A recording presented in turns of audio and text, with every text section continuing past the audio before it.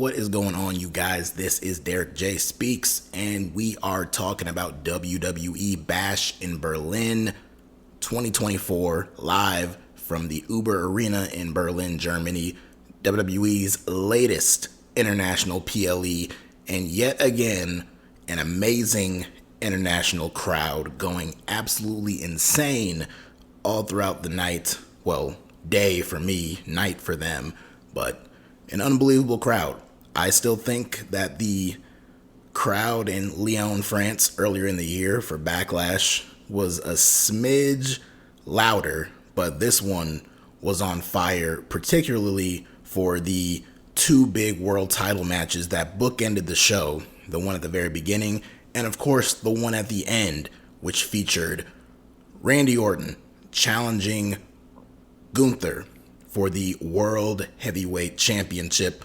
Of course, Gunther is Austrian, but he has spent a significant portion of his career wrestling in Germany. It is his adopted hometown, so therefore this was basically a homecoming for Gunther here, and he got to close the show with one of the all-time greats in Randy Orton, and they put on a damn good main event match for the World Heavyweight Championship. Nothing overly flashy, nothing crazy, like no huge high spots, no finishing spams and all that kind of stuff. It was just a straight up fight between these two, and they were beating the hell out of each other all throughout this entire match. Randy was working over Gunther's arm in the match. Of course, Randy has his surgically repaired back, which Gunther targeted at different points with his chops, and just very smash mouth kind of violence between these two, but it was great. And more importantly, the crowd bought into all of it. They were going crazy. This was the main event of this show, and they were treating this like it was the opener with how crazy they were going. At one point early on in the match, they were doing a wave, and at that point I'm like, okay, maybe they're going a little too far, but no, they were still with the match. Even Randy Orton was playing along with it. They were really into it. This was not an overly pro Gunther, anti Randy Orton crowd either. Like they cheered for Gunther, but at different points it sounded like Randy Orton was getting bigger cheers than even Gunther was.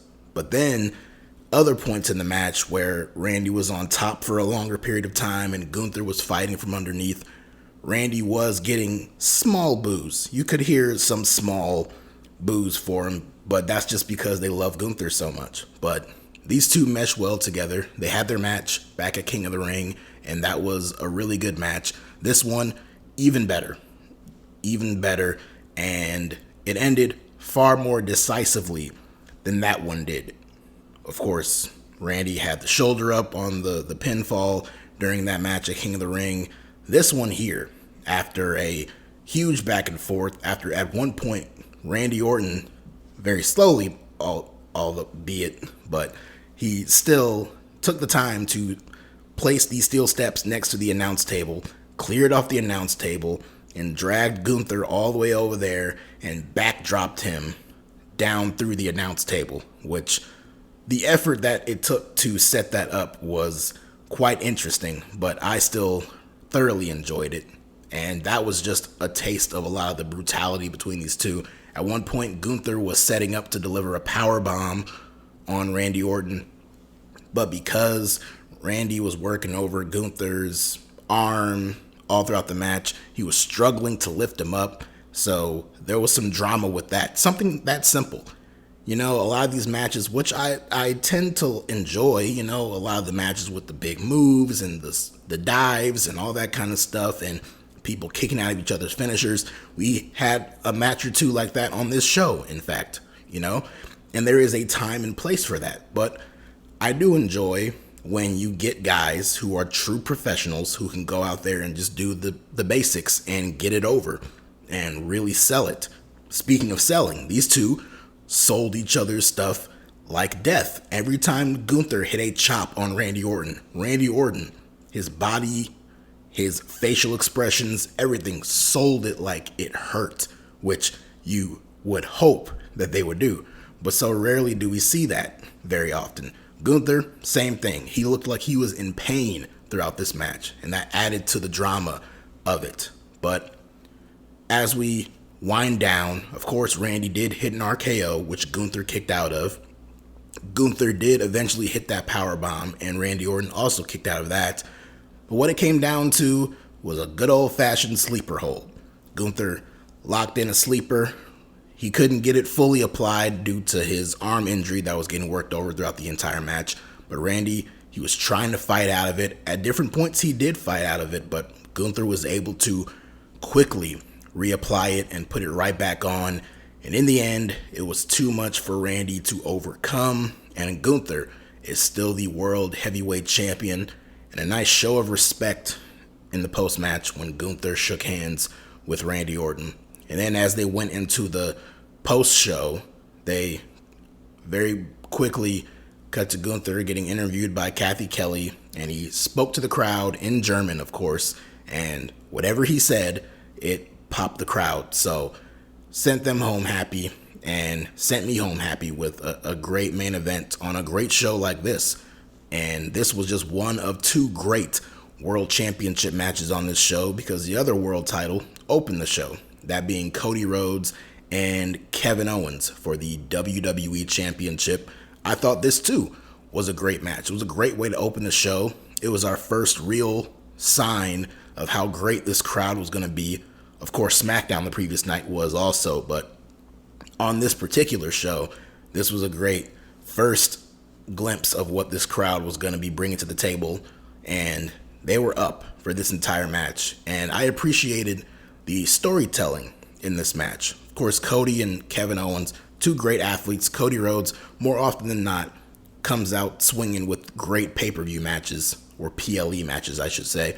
But Kevin Owens, no slouch either. His first shot at winning his first championship in 7 years, which is insane that it has been 7 years since Kevin Owens has held a singles championship. And unfortunately for him, that wait is going to last a little bit longer, because he could not get the job done against Cody Rhodes, mainly because he could not pull the trigger when it counted the most. The previous night on SmackDown, Kevin Owens introduced this idea that Cody Rhodes has a knee injury. He injured his knee during the international tour on the house shows. And so here in this match, Cody really wasn't selling it that much, but it got to a point where he started to sell it a little bit more. And then the real breaking point was when he went up top looking to come off and deliver the Cody cutter. He kind of winced and his knee buckled. And Kevin Owens looked like he was about to charge at it, but he didn't do it. So then they go to the outside.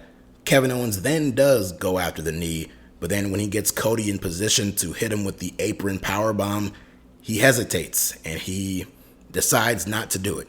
He can't do it. Wade Barrett on commentary is really hyping up the fact that Kevin Owens doesn't have that killer instinct right now. That killer instinct that led him to all those championship victories that he had 7 and 8 years ago. It wasn't showing up here when it should have. But back in the ring, they're going back and forth. They're trading some finishers. Cody hits the crossroads. Kevin Owens hits the stunner. At one point, Cody is going for the triple crossroads, and he hits 2 of them. But then Kevin Owens escapes, hits his own stunner, only good for a 2 count. And then as KO goes up top for a swanton, Cody gets the knees up, and then he hits one more crossroads and gets the win. After the match, he helps up Kevin Owens, and Kevin is looking dejected. He's very disappointed in himself, but a great sport like he is, goes over and he raises Cody's arm and he gives him a hug. It's interesting because with the way this was handled, they hug, but we only see Kevin Owens' facial expression, and he looks just very done, very disappointed, and he pushes the camera away to like almost not even focus on his face in that moment. And then when Cody's trying to raise Kevin's arm, he refuses, and then he just raises Cody's arm again. So, really great match, but the storytelling was top-notch here, with them really forcing the idea that Kevin Owens, he just couldn't get the job done because he refused to go for the kill. He had the opportunity to hit that apron bomb that he's hit on so many people before, but he couldn't do it here. The whole story heading into this match is, can Kevin Owens be trusted to not turn on Cody Rhodes, seeing as how he has done it countless times with countless other people in the past. They brought that up, and it didn't happen here. You thought maybe they might do it in the post-match, but they did the hug and the handshake, and then they cut away, setting up for the next match. So we didn't get the heel turn on this show. Does that mean we are not going to get it at all? That question is yet to be answered. We'll see how television plays out this upcoming week and the weeks to come. SmackDown's moving over to USA Network in about a week and a half from now, from this recording. So I'm sure that show will be loaded up with something. What I hope is on that show is Solo Sikoa getting a championship match against Cody Rhodes, because for some reason, WWE is pushing the idea that Solo Sikoa once again wants to go after the championship. I think we all suffered enough from the match at SummerSlam. It was boring, and it's one of the rare blemishes on Cody Rhodes' pay-per-view record this year in his championship title matches that have all really been great, aside from that one, which was not. How one would look at that match and think we would want to see it again is beyond me. And I hope they don't try to save it for the Bad Blood pay-per-view in October. If you're going to do that match, if you must do that match to set up yet another Roman Reigns return, do it on that SmackDown show. And just do it there so we don't have to waste another month of building up to a pay-per-view match that very few want to see. What I would like to see is one of two things. Either you stay on the Kevin Owens stuff. I would love to see Cody and Kevin Owens go at it yet again in a big match. So you can play off of that. You can have Kevin Owens pull the trigger and actually turn heel. And then you set up a rematch at Bad Blood where in that match, Kevin Owens does hit the apron powerbomb. Or even if it's not until that match, he hits it at some point building up to that match to set that up and to turn heel. So Kevin Owens, newly fresh turned heel. Kevin Owens is a great babyface, but he's an even greater heel. And SmackDown right now needs some top heels. So I think Kevin Owens would fit that bill very nicely. So that's one option. Another option is Randy Orton, who just lost to Gunther. Randy Orton is a SmackDown guy. That's one thing. Another thing, on this show, had a great match with Gunther, but he lost. This is yet another loss for Randy Orton on pay-per-view this year. He has lost every single match he has had on a PLE this year in 2024. He has not won a PLE match since his return at Survivor Series last year. So it's been a while since Randy Orton's gotten a victory. He could return to SmackDown and see how Cody handed out a championship match to Kevin Owens and think to himself that he is entitled to a match as well. And that, coupled with all the losing, they didn't really focus on Randy Orton too much during the post-match, but they did kind of look at him a little bit, and he also looked very dejected, which he should. He lost in the main event of the show. That should matter. But I think, and maybe I'm looking too deep into it, but I think that could be setting up that maybe Randy Orton also is a little pissed off, and he might be looking to let out some frustration on Cody Rhodes. Because there's no doubt the biggest match to do with Cody Rhodes currently with your current roster on SmackDown is Cody Rhodes and Randy Orton. The only thing that could top it is Cody Rhodes versus Roman Reigns, which they're not going to do. But in terms of a heel babyface dynamic, turning Randy Orton heel and having him feud with Cody Rhodes would be one of the bigger matches you can do on SmackDown right now. Outside of that, continuing on with the Kevin Owens stuff could also be a really good idea.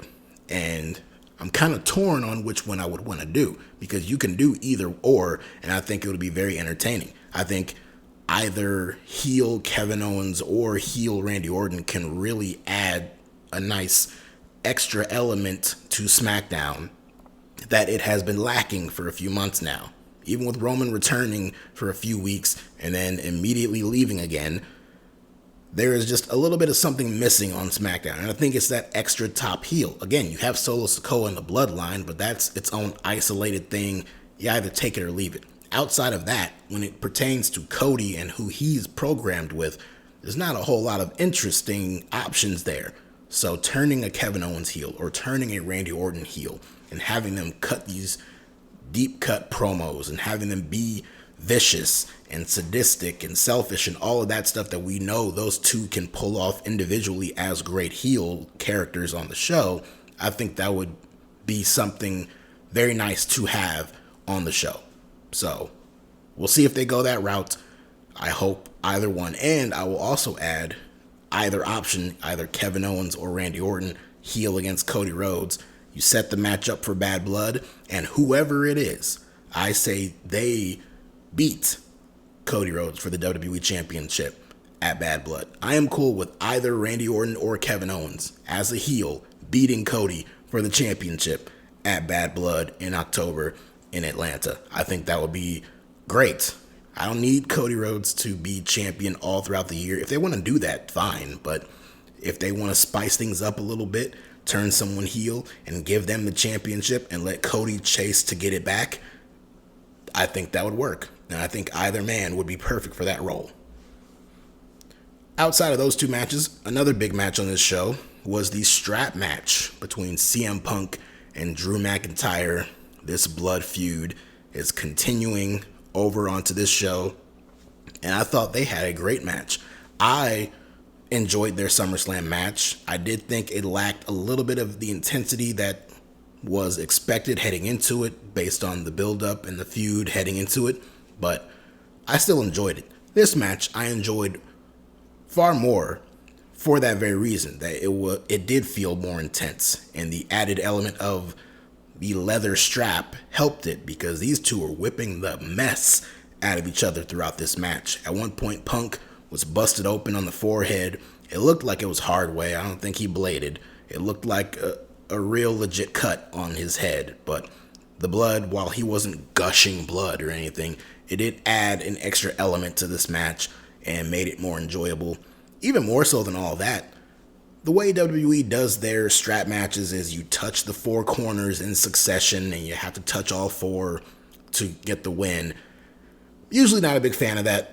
I personally find it a little bit goofy, especially with the lights and all that. But in this particular match, with the way these two men worked within the confines of that stipulation, I thought they did a tremendous job. And there were some really cool drama spots with this stipulation added into it, along with them whipping each other with the strap and tossing each other around, using the steel chairs. At one point, McIntyre dumped Punk through a table.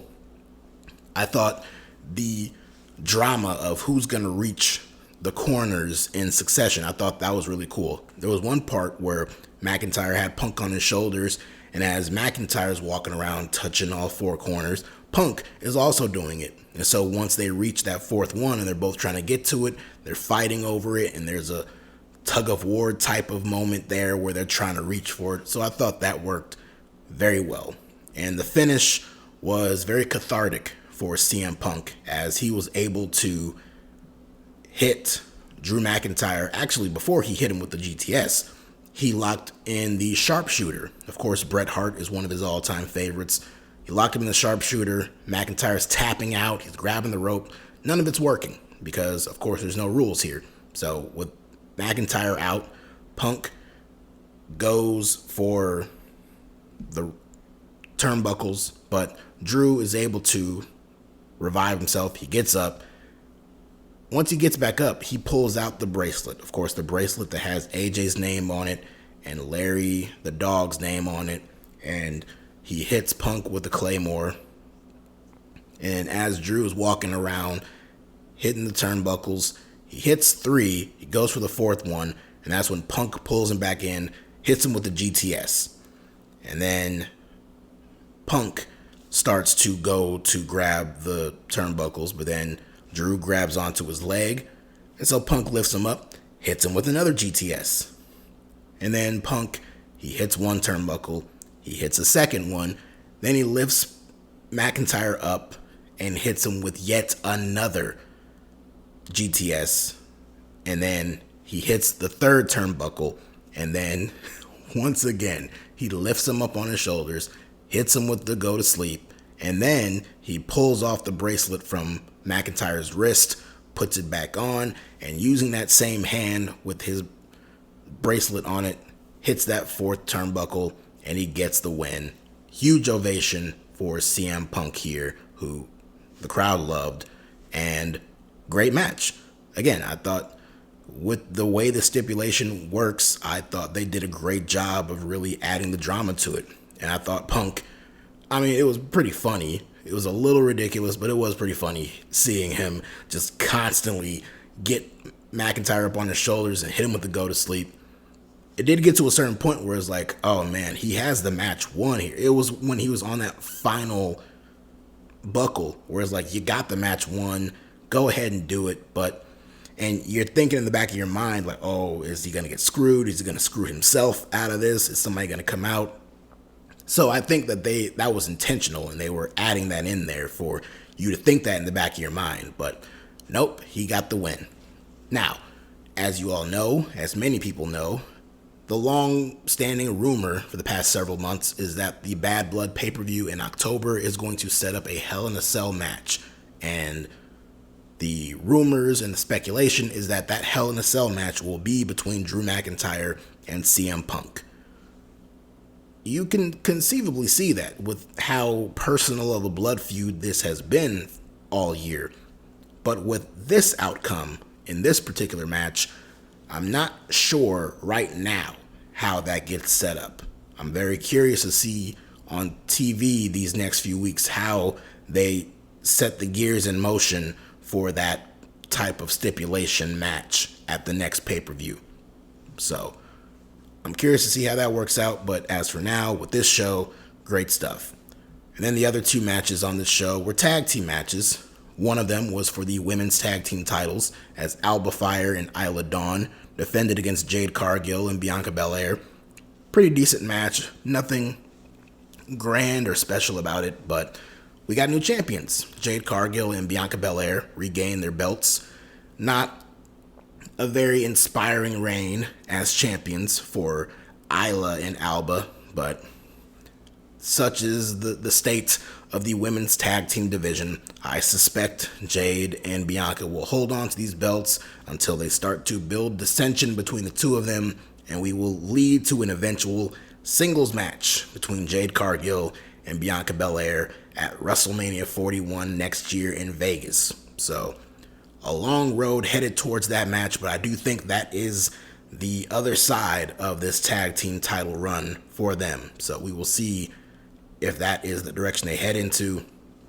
And then, of course, we had a mixed tag team match where Dominik Mysterio teamed up with Liv Morgan to take on Rhea Ripley and Damian Priest in what was an overall fun match. It had the spots that you would expect. Of course, the two baby faces, super over. The crowd loves Priest. The crowd is obsessed with Rhea Ripley, and they absolutely detest and despise Liv Morgan and Dominik Mysterio. So that played a role here. Of course, the heels got some heat, but the baby faces beating the crap out of the two heels was working here. At one point, we did get to see Rhea Ripley beat up Dominik Mysterio, including a nice callback where she got him in the corner and had him in a leg scissors while she was sitting on the top turnbuckle. A nice, very nice callback to way before Dominik ever joined the Judgment Day, and he and Rey Mysterio were going up against them. A very, very different looking Judgment Day back then, and Rhea was tormenting Dominik heading into that. So the crowd erupted. It almost blew the volume of my TV with how loud the crowd got for that spot. And of course, we had Judgment Day interference, Carlito, JD McDonough, Finn Balor himself. At one point, Priest almost got him for a choke slam, but Dominik interfered with it. So we didn't get to see Priest lay out Finn in this match. We're still building that match up for the future. But in the end, the babyfaces did get the win, with Priest taking out Dom on the announce table, and then back in the ring, Rhea hit Liv with the Riptide, so she pinned the world champion. The faces win. The Terror Twins get the win here. The crowd loves it, and this clearly sets up Rhea Ripley to, once again, get a shot at Liv Morgan and the world championship. She pinned her, so clearly that's going to set that match up. I suspect at Bad Blood, where I think we will get not only Rhea regaining her women's world championship, but in that match, we will see what we did not see in this one, which is Rhea laying out Dom with the Riptide. And as for Balor and Priest, they could have their match at Bad Blood, but I'm very curious as how long they're going to go with keeping Balor and Priest apart. We have Bad Blood. We also have Crown Jewel in early November, and we have Survivor Series. I'm curious to see if they could potentially hold off until WrestleMania, but I don't think they can hold off on the first match all the way until WrestleMania. Maybe they can prolong this out, make it interesting enough to where you can blow this off at WrestleMania. But I suspect on one of these next three, in fact, the last three shows of the year, I suspect one of those shows is where we will see the first Finn Balor Damian Priest match, and that'll be cool too. So that wraps this show up, top to bottom, 5-match card, very tight card. The reports came out this week that WWE is very pleased with these shorter paper PLE cards, and they look to continue them. I think stretching it out to 6 or 7 is not bad. I also think adding a tag team championship, a men's tag team championship match onto one of these shows once in a while might not be such a bad thing either. But even still, this was a very good show. I enjoyed it. Not a bad match on this entire show, and the fans were into all of it, especially those two really big world title matches at the start and at the end. And speaking of the end, that is the end of this review. So if you like what you heard, like what you saw, hit that like button, subscribe to the channel, and follow me on Twitter/X at DerekJ Speaks. Next time I'm coming at you guys is next week, next Saturday night for AEW All Out. That is 3 straight weeks of pay-per-view, PLEs, so much wrestling. But I'm enjoying it so far, so I'm not going to compare All In to this show either, but I enjoyed All In, and I enjoyed this show, and I hope to enjoy All Out next week, shaping up to be a good card for that. So we will talk about that when we get to it. But as for now, thank you guys for listening. Take care.